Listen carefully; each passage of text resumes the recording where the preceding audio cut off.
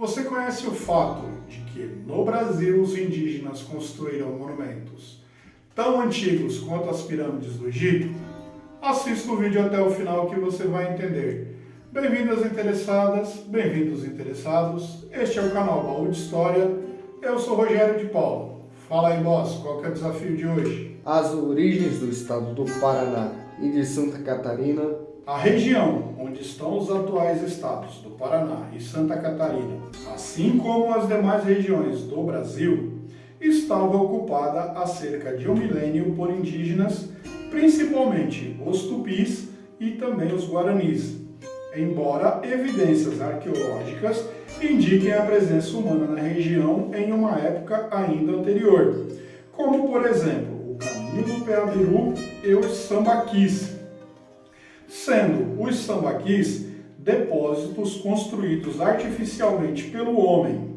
É muito comum em todo o litoral brasileiro, e é possível que as populações antigas, ao consumirem frutos do mar, descartavam as conchas em um único lugar, e com o passar do tempo, estes depósitos se tornaram monumentais.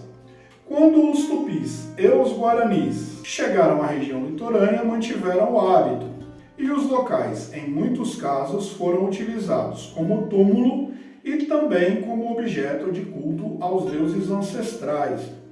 Nas cidades de Laguna e Jaguaruna, podem ser encontrados 42 sambaquis, e um fato extremamente curioso é o de que os sambaquis Figueirinha 1 e 2 foram datados no ano de 2010, sendo possível traçar sua etapa intermediária ao século 25 antes da Era Comum, no mesmo período que eram construídas as grandes pirâmides no Vale de Gizé.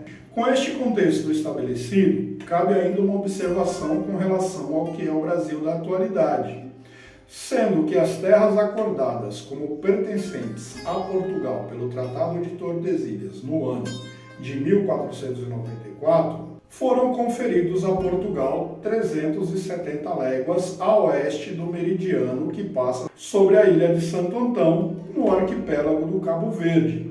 Desta forma, a maior parte dos atuais estados do Paraná e de Santa Catarina pertenciam à coroa espanhola. Embora a região demarcada como Capitania de Santo Amaro estivesse inteiramente dentro da região onde atualmente é o estado de São Paulo, trataremos dela neste vídeo, pois sua origem enfrentou as mesmas questões que a Capitania de Santa Catarina.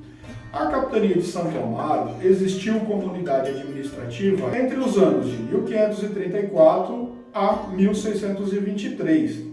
Não tinha recursos naturais e também não tinha acesso ao interior, de forma que as únicas iniciativas do empreendimento colonial português foram a construção de dois fortes, o Forte de São João e o Forte de São Felipe, ambos com o objetivo de proteger o Porto de Santos.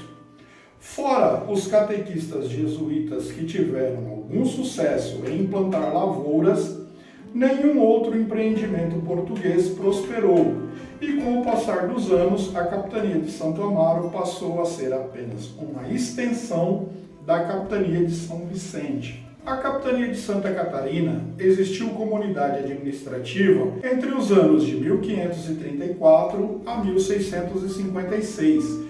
Compreendia a Ilha do Mel e uma pequena faixa continental do litoral do atual estado do Paraná e uma pequena parte do litoral norte de Santa Catarina. A ausência de iniciativa colonial por parte dos portugueses e também a ausência de jesuítas encorajou os padres vicentinos a se estabelecerem na região com uma relativa estabilidade, o que deu origem às vilas de São Francisco do Sul e a vila de Nossa Senhora do Desterro, que posteriormente foi refundada como Florianópolis. Muito do fracasso do empreendimento colonial se deveu principalmente ao seu donatário. Assim como a Capitania de Itamaracá, as capitanias de Santo Amaro e Santa Catarina foram doadas ao navegador português Pero Lopes de Souza, que era irmão de Martim Afonso de Souza. Pero Lopes de Souza nasceu em Lisboa no ano de 1497 e, posteriormente, quando participou da expedição de reconhecimento comandada por seu irmão Martim Afonso de Souza a partir de 1530, já era um navegador bastante experiente.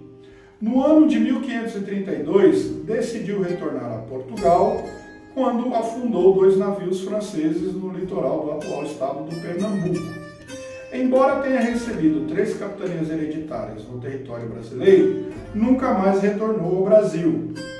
No ano de 1539, partiu de Portugal comandando 6 navios com destino à Índia. Todavia, quando circunnavegava a costa do continente africano, naufragou próximo à ilha de Madagascar e seu corpo desapareceu no mar. Pero Lopes de Souza deixou um registro escrito de sua viagem ao Brasil em sua obra Diário da Navegação da Armada, que foi ao Brasil em 1530, onde narrou a própria biografia e também a de seu irmão Martim Afonso de Souza, assim como vários episódios desta primeira etapa de colonização do Brasil por parte dos portugueses. Dentre eles, os principais, a fundação da Vila de São Vicente, e menciona também um assentamento no alto da Serra do Mar, que alguns autores teorizam como sendo a Vila de Santo André da Borda do Campo.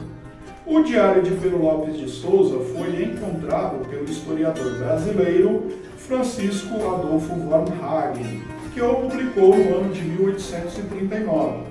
A fonte mais antiga que eu encontrei foi a Intercaetera, a bula papal do Papa Alexandre VI, que homologou o Tratado de Tordesilhas, assim como o Diário de Navegação de Pero Lopes de Souza, e a obra mais completa, The Epic of Latin America, escrita pelo historiador norte-americano John Armstrong Crow.